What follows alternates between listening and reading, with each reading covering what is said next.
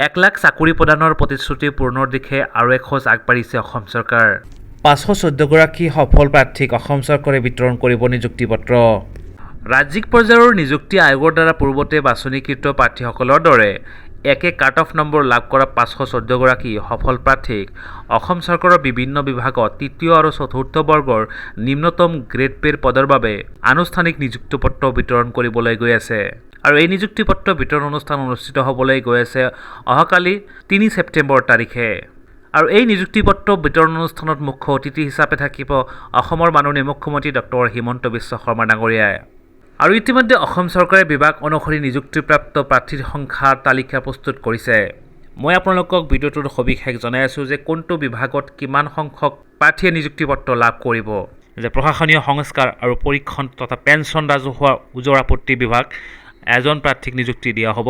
পশুপালন আৰু পশু চিকিৎসাত 7জন, সমবায়ত 2জন, সাংস্কৃতিক পৰিক্ৰমাত 4জন, পৰিৱেশ আৰু বন বিভাগত 6জন, নিৰ্বাচন বিভাগত 2জন, বিত্ত বিভাগত 3জন, মীন বিভাগত 1জন, খাদ্য ৰাজহুৱা বিতৰণৰ গ্ৰাহক পৰিক্ৰমাত 3জন, সাধাৰণ প্ৰশাসন 6জন, হস্ততাঁত আৰু বস্ত্ৰশিল্পত 5জন, উচ্চ শিক্ষাত 12জন, গৃহ আৰু ৰাজনৈতিক বিভাগত 6জন, তথ্য জনসংযোগ মুদ্ৰণ আৰু লেখন সামগ্ৰীত 6জন, খিলঞ্জীয়া জনজাতীয় বিশ্বাস আৰু সংস্কৃতিত 2জন, উদ্যোগ বাণিজ্য আৰু ৰাজহুৱা প্ৰতিষ্ঠানত 4জন, জলসিঞ্চনত 11জন,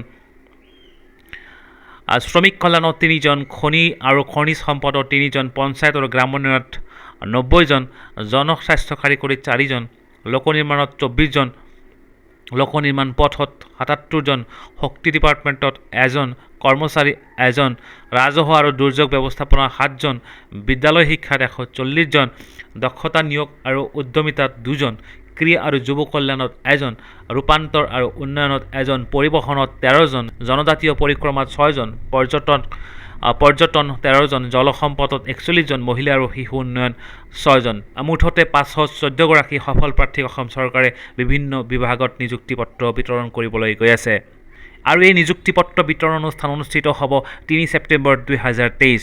আৰু ইয়াৰ লোকেশ্যন হৈছে শ্ৰীমন্ত শংকৰদেৱ আন্তঃৰাষ্ট্ৰীয় প্ৰেক্ষাগৃহ, শ্ৰীমন্ত শংকৰদেৱ কলাক্ষেত্ৰ, গুৱাহাটী, বিয়লি 3 বজা।